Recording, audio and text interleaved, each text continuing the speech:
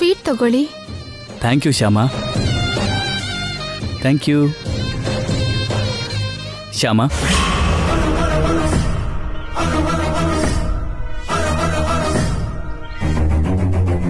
ಈ ಸ್ವೀಟ್ ಹಾಗೆ ನಿನ್ನ ಹಾಡು ಕೂಡ ತುಂಬಾ ಮಧುರವಾಗಿದೆ.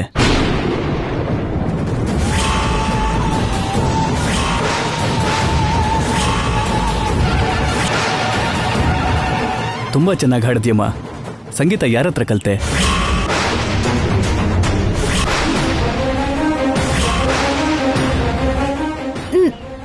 ನಾನು ಸಂಗೀತ ಕಲಿಯೋದಾ? ನಾನು ಹಾಡಾಡೋದಂದ್ರೇನು? ನನಗೆ ಹಾಡಕ್ಕೆ ಬರಲ್ಲ. ಬರದೇ ಇದ್ರೂ ಅಷ್ಟು ಅದ್ಭುತವಾಗಿ ಹಾಡಿದೆ ಅಂತಾಯ್ತು. ನೀನು ದೂರದಲ್ಲಿ ನಿಂತು ಮೈಕ್ನಲ್ಲಿ ಹಾಡಿದ್ದನ್ನ ನಾನು ನೋಡಿದ್ದೀನಿ.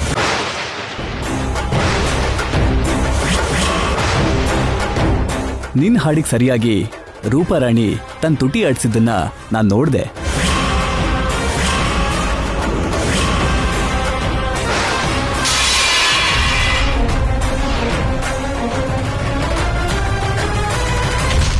ಹೇಳಮ್ಮ, ಯಾಕೆ ಹೀಗೆ ಮಾಡ್ತಿದ್ದೀಯಾ?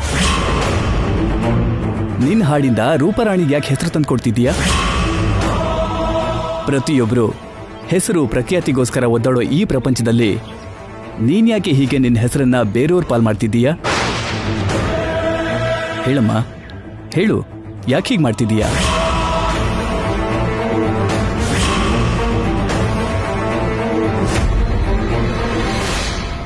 ಹೇಳ್ತೀನಿ ಸರ್, ಯಾಕೆ ಹೀಗೆ ಮಾಡ್ತಿದ್ದೀನೋ ಹೇಳ್ತೀನಿ.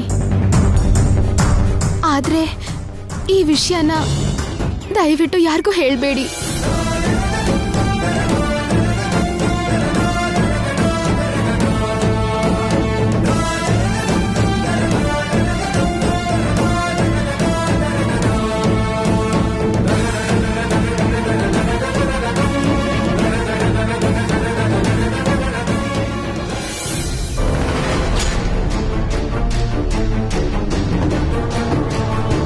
ಆ ಹಾಡು ಶ್ಯಾಮಂಗ್ ಗೊತ್ತಿತ್ತು, ಸರಿ ಹೋಯ್ತು. ಇಲ್ದಿದ್ರೆ ನಾನು ಸರಿಯಾಗಿ ಸಿಕ್ಕಾಕೋತಿದ್ದೆ. ಇಷ್ಟು ದಿನ ಸಂಪಾದನೆ ಮಾಡಿದ ಹೆಸರೆಲ್ಲ ಹೋಗೋದು. ಈಗ ಹಾಗಾಗ್ಲಿಲ್ವಲ್ಲ? ಶ್ಯಾಮ ಹಾಡು ಹೇಳಿದ್ಲಲ್ಲ. ಹೌದು, ಆ ಶ್ಯಾಮ ಎಲ್ಲಿ ಹೋದ್ಲು ನೋಡೋಣವಾ?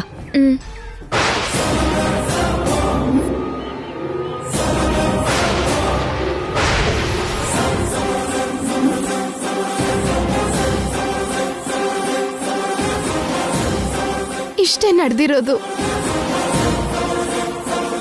ಗೌರಮ್ಮನ್ಗೆ ಮಾತು ಕೊಟ್ಟಿದ್ದಕ್ಕೆ ಹೀಗೆ ಹಾಡು ಹಾಡ್ತಾ ಇದ್ದೀನಿ. ಚೆನ್ನಾಗಿದ್ಯಮ್ಮ. ಮಾತಿಗೋಸ್ಕರ ಹಾಡು ದೂರ ಮಾಡಿದೆ ಅಂತಾಯ್ತು.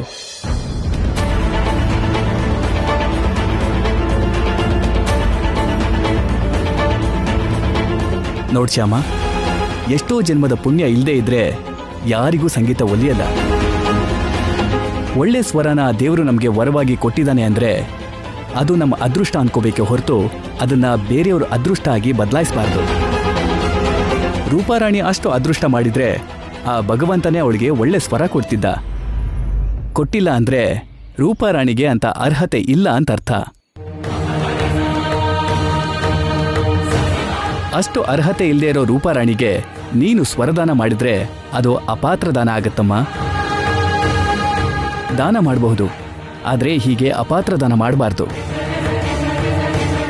ನಮ್ಮ ಗಂಟ್ಲಲ್ಲಿ ಹುಟ್ಟೋ ಪ್ರತಿ ಸ್ವರ ಕೂಡ ನಮ್ಮ ಮಗು ಥರ.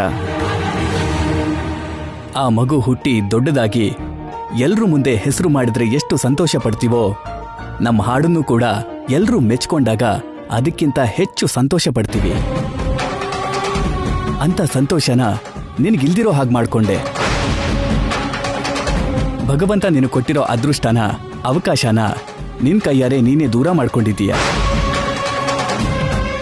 ತಪ್ಪಮ್ಮ, ನೀನ್ ಮಾಡ್ತಿರೋದು ದೊಡ್ಡ ತಪ್ಪು.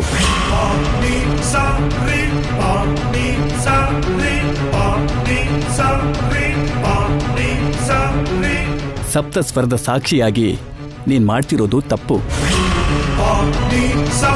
ನಿನ್ನ ಧ್ವನಿ ನಿನ್ನ ಹೆಸರಿಂದಾನೇ ಪ್ರಪಂಚಕ್ಕೆ ತಿಳಿಬೇಕು. ನಿನ್ನ ಹಾಡಿಂದ ಸಿಗೋ ಪ್ರತಿ ಪ್ರಸಿದ್ಧಿ ನಿನಗ್ ಮಾತ್ರ ಸಿಗಬೇಕು. ರೂಪಾರಾಣಿಗೆ ಹಾಡು ಹಾಡ್ತಾ ಮಾತಿಗೆ ಕಟ್ಟಿಬಿದ್ದಿದೀಯಾ ಅಂದ್ಕೊಳ್ತಿದ್ರು ನಿಜವಾಗಿ ಸಂಗೀತಕ್ಕೆ ನೀನು ತುಂಬಾ ಅನ್ಯಾಯ ಮಾಡ್ತಿದ್ದೀಯಾ. ಒಬ್ಬ ಸಂಗೀತ ಕಲಾಕಾರ ಆಗಿ ನಿನ್ ಬಗ್ಗೆ ಗೊತ್ತಿದ್ದು ನಾನು ಕೂಡ ಸೈಲೆಂಟ್ ಆಗಿದ್ರೆ ನಾನು ಸಂಗೀತಕ್ಕೆ ಅನ್ಯಾಯ ಮಾಡೋನಾಗ್ತೀನಿ. ನಿನಗೂ ನಿನ್ನ ಹಾಡಿಗೂ ನ್ಯಾಯ ಸಿಗೋ ಹಾಗೆ ಮಾಡ್ತೀನಿ. ಬಾ ಬೇಡ, ಪ್ಲೀಸ್ ಬಾ, ನಾನು ಹೇಳೋದು ಕೇಳು, ನಡಿ. ದಯವಿಟ್ಟು ಅರ್ಥ ಮಾಡ್ಕೊಳ್ಳಿ.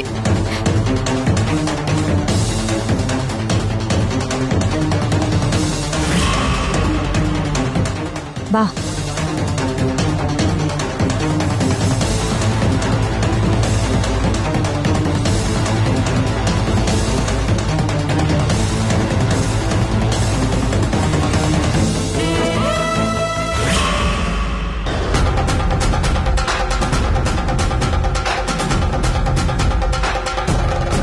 ಇದೇನು ಹೀಗ್ ಕರ್ಕೊಂಡು ಹೋಗ್ತಿದ್ದಾರೆ?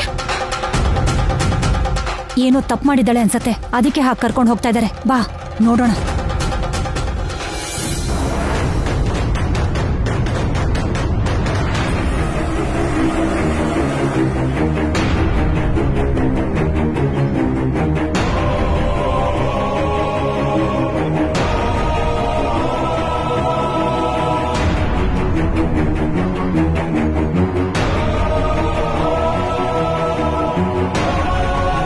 ಏನಾಯ್ತು ಮಾವ? ಏನ್ ನಡೀತು? ಆಗ್ಲೇ ಸ್ಟೇಜ್ ಮೇಲೆ ರೂಪ ಹಾಡ್ತಿದ್ದಾಗ ಶ್ಯಾಮ ಎಲ್ಲಿದ್ಲು ಅಂತ ನೀವು ನೋಡಿದ್ರ?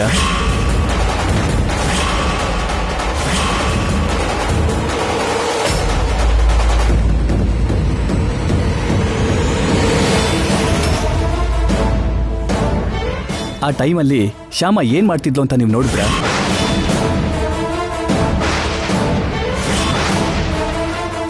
ಆದ್ರೆ ನಾನ್ ನೋಡ್ದೆ.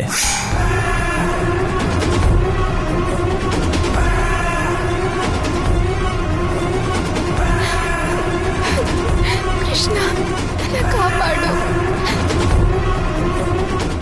ಶ್ಯಾಮ ಹಾಡಿದ್ದನ್ನ ಇವ್ರು ನೋಡ್ಬಿಟ್ರ ಏನು? ಇವಳೇನೋ ಮಾಡಿದಾಳೆ ಅನ್ಸುತ್ತೆ. ಈಗ ಇದನ್ನೇ ದೊಡ್ಡದ್ ಮಾಡಿ ಎಲ್ರ ಮುಂದೆ ಇವಳನ್ನ ಕೆಟ್ಟವಳನ್ನಾಗಿ ಮಾಡ್ತೀನಿ. ಸ್ಟೇಜ್ ಮೇಲೆ ರೂಪ ಹಾಡ್ತಿದ್ದಾಗ ಶ್ಯಾಮ ಏನ್ ಮಾಡ್ತಾ ಇದ್ಲು ಅಂತ ನಾನು ಕಣ್ಣಾರೆ ನೋಡಿದ್ದೀನಿ.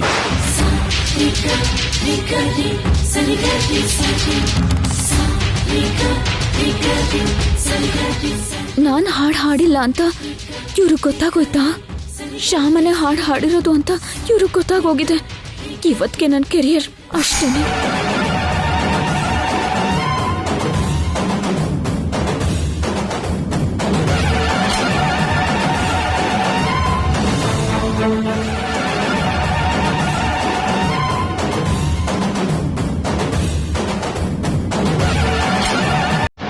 ಮಧುಕರ್ ಹಾಡ್ತಿದ್ದಾಗ ಶ್ಯಾಮ ಸರಿಯಾಗಿ ತಾಳ ಹಾಕ್ತಾ ಇದ್ದಿದ್ದನ್ನ ನಾನು ನೋಡಿದೆ.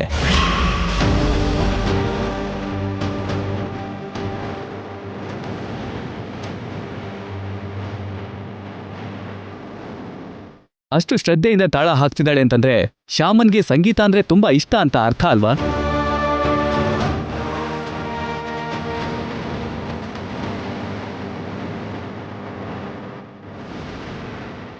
ಅಷ್ಟು ಪರ್ಫೆಕ್ಟ್ ಆಗಿ ತಾಳ ಹಾಕಿದ್ದಾಳೆ ಅಂದ್ರೆ ಅವಳಿಗೆ ಶ್ರುತಿ ಲಯದ ಮೇಲೆ ತುಂಬಾ ಜ್ಞಾನ ಇದೆ ಅಂತ ಅರ್ಥ.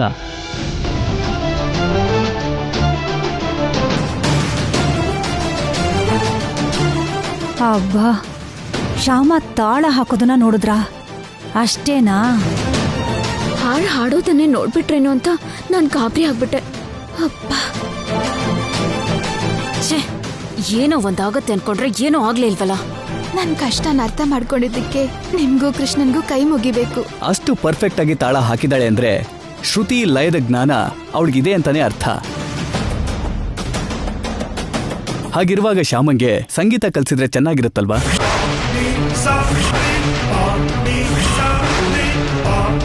ಹಾಗೆ ಸಂಗೀತ ಕಲಿಸಿದ್ರೆ ರೂಪಾರಾಣಿ ಹಾಗೆ ದೊಡ್ಡ ಸಿಂಗರ್ ಅಲ್ಲದೆ ಇದ್ರು ಡೆಫಿನೆಟ್ ಆಗಿ ಒಳ್ಳೆ ಸಿಂಗರ್ ಆಗ್ತಾಳೆ.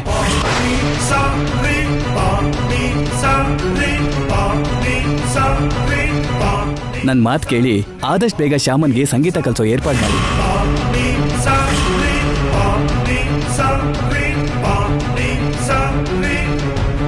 ಆಲ್ರೆಡಿ ನಾವು ಪ್ರಯತ್ನ ಮಾಡಿದೀವಿ ಮಾವ, ಆದ್ರೆ ಸಕ್ಸಸ್ ಆಗಿಲ್ಲ. ಆಗ್ಬೇಕು. ಆಗೋ ಹಾಗೆ ಮಾಡಬೇಕು. ಇಲ್ದಿದ್ರೆ ಒಬ್ಬ ದೊಡ್ಡ ಸಿಂಗರ್ಗೆ ಗಂಡ ಅಂತ ಹೇಳ್ಕೊಳ್ಳೋ ಅದೃಷ್ಟ ಕಳ್ಕೋತೀಯ.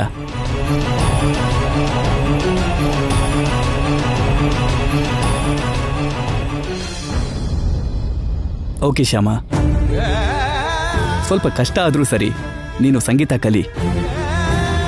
ನೆಕ್ಸ್ಟ್ ಟೈಮ್ ನಾವಿಬ್ರು ಸೇರಿ ಸ್ಟೇಜ್ ಮೇಲೆ ಹಾಡೋಣ, ಓಕೆನಾ? ಅರ್ಥ ಆಯ್ತಲ್ವಾ? ನಾವಿಬ್ರು ಸೇರಿ ಹಾಡೋಣ, ಓಕೆ?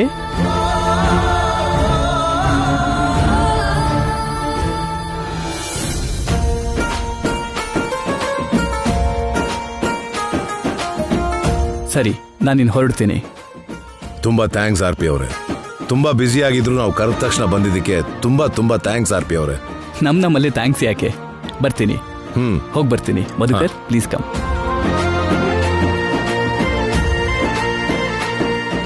ಹೋಗಿ ಬರ್ತೀನಿ. ಒಳ್ಳೇದಪ್ಪ.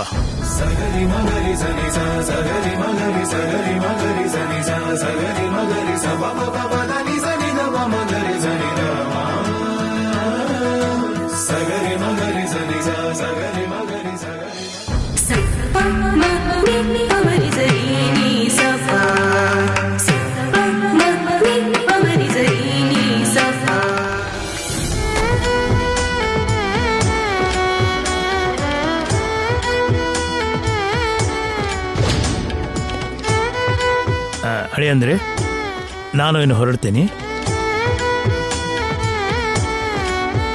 ಇದೇನ್ ಮಾವೇನವ್ರೆ, ನೀವು ಕೂಡ ಈಗಲೇ ಹೋಗ್ಬೇಕಾ?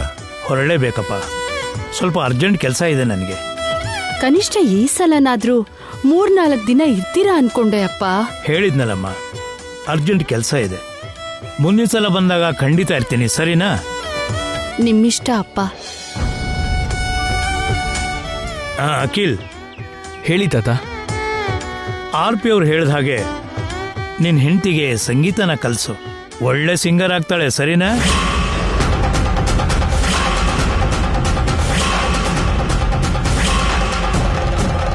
ಹಾಗೆ ಆಗ್ಲಿ ತಾತ, ಖಂಡಿತವಾಗ್ಲೂ ಕಲಿಸ್ತೀನಿ.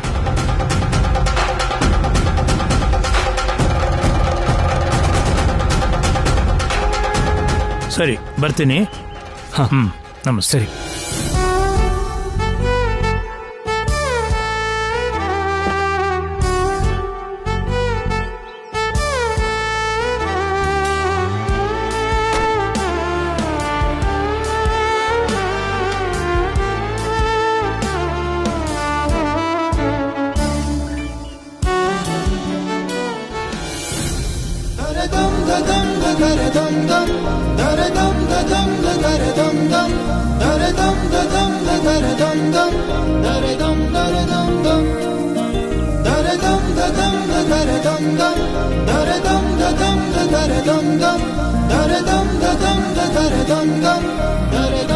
ಒಟ್ನಲ್ಲಿ ಫಂಕ್ಷನ್ ತುಂಬಾ ಚೆನ್ನಾಗಿ ನಡೀತು.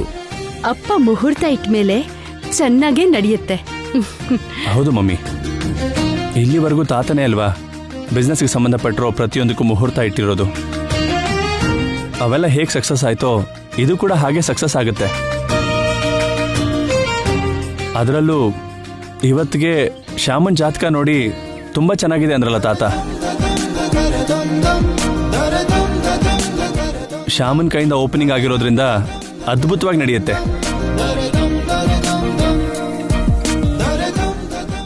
ಏನಂತ ಅಖಿಲ್?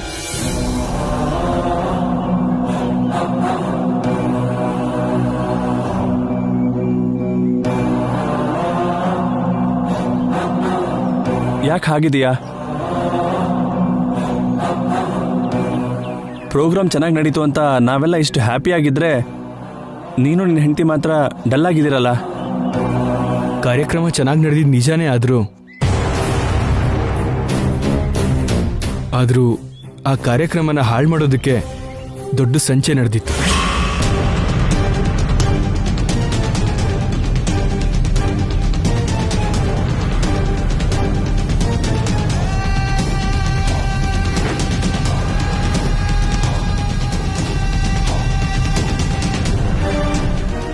ಖಂಡಿತ ಈ ಪ್ಲಾನ್ನ ಐಶ್ವರ್ಯ ಮಾಡಿರ್ತಾಳೆ. ನಿನ್ನೆಯಿಂದ ಅವಳ ಬಿಹೇವಿಯರೇ ವಿಚಿತ್ರವಾಗಿದೆ. ಸಂಚು ಮಾಡಿದ್ರ ಕಾರ್ಯಕ್ರಮನ ಹಾಳು ಮಾಡೋಕೆ ಸಂಚು ಮಾಡಿದ್ರ? ಹೌದು ಡ್ಯಾಡಿ.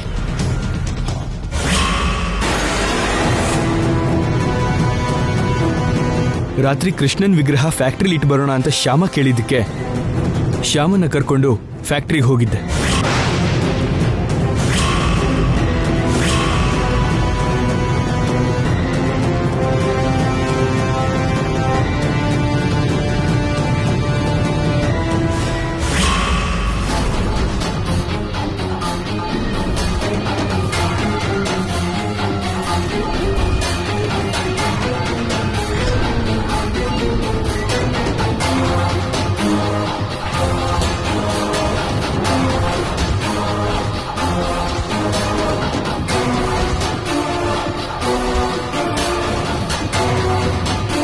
ಯಾಕ್ರಿ ನಿಂತ್ಬಿಟ್ರಿ?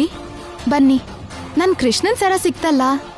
ಲಾಕೆಟ್ ಬಿದ್ದಿದ್ದಕ್ಕೂ ಸಿಕ್ಕಿದ್ದಕ್ಕೂ ಹಿಂದೆ ಕೃಷ್ಣ ನಮ್ಗೆ ಏನೋ ಹೇಳಕ್ ಹೊರಟಿದ್ದಾನೆ ಅನ್ನಿಸ್ತಾ ಇದೆ.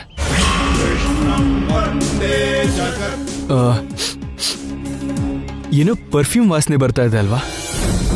ಹೌದು ರೀ, ಬರ್ತಿದೆ. ಇದ್ಯಾವುದೋ ಲೇಡೀಸ್ ಹಾಕೋ ಪರ್ಫ್ಯೂಮ್ ತರ ಇದೆಯೇ? ಗೊತ್ತಿರೋ ಪರ್ಫ್ಯೂಮ್ ಥರಾನೂ ಇದೆ. ಈ ಟೈಮಲ್ಲಿ ಲೇಡೀಸ್ ಇಲ್ಲಿಗೆ ಯಾರು ಬಂದಿರ್ತಾರೆ? Security, security, security sir.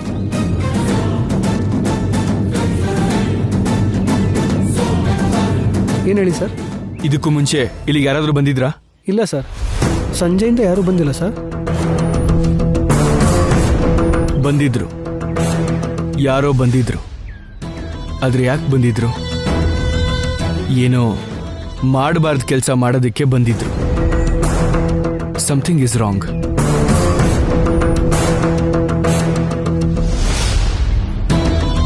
Shyama, ಒಂದು ನಿಮಿಷ ಇರು, ಬರ್ತೀನಿ.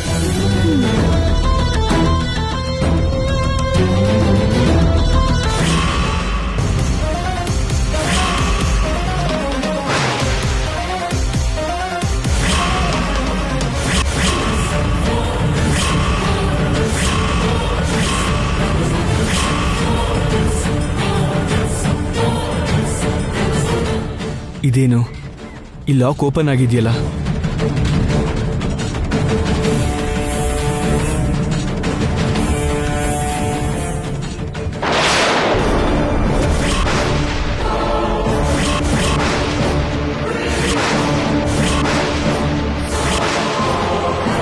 ಏನಿದು?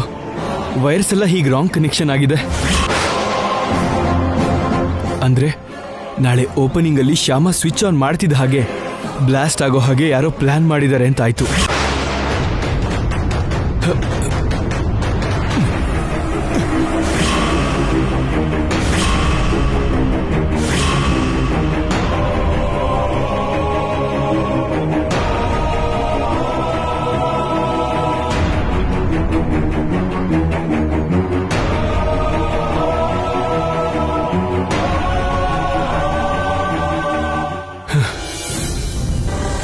ಥ್ಯಾಂಕ್ ಗಾಡ್, ತುಂಬಾ ದೊಡ್ಡ ಪ್ರಾಬ್ಲಮ್ ಇಂದ ತಪ್ಪಿಸ್ಕೊಂಡ್ವಿ.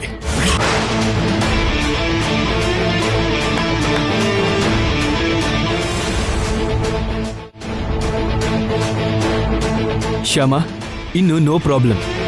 ನಾಳೆ ನಿರ್ವಿಘ್ನವಾಗಿ ಓಪನಿಂಗ್ ನಡೆಯುತ್ತೆ. ನೀನು ಕೃಷ್ಣನ ಇಲ್ಲಿ ಇಡೋದಕ್ಕೆ ತಂದಿದ್ರಿಂದ ದೊಡ್ಡ ಅಪಾಯ ಆಗೋದು ತಪ್ಪಿತು. Thank you very much. ನಂದೇನಿದೆ ರೀ, ಎಲ್ಲ ಆ ಕೃಷ್ಣನ್ ದಯೆ.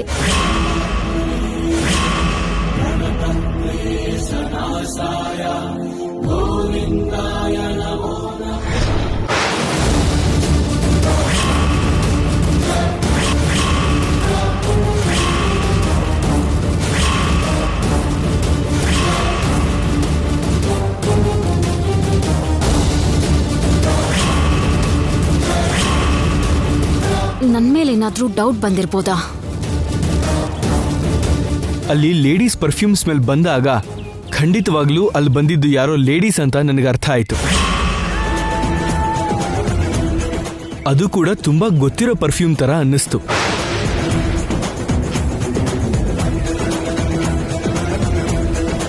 ಅಂದ್ರೆ ಇದೆಲ್ಲ ಮಾಡಿದ್ದು ಒಬ್ಬ ಹೆಂಗಸು ಅಂತೀಯಾ?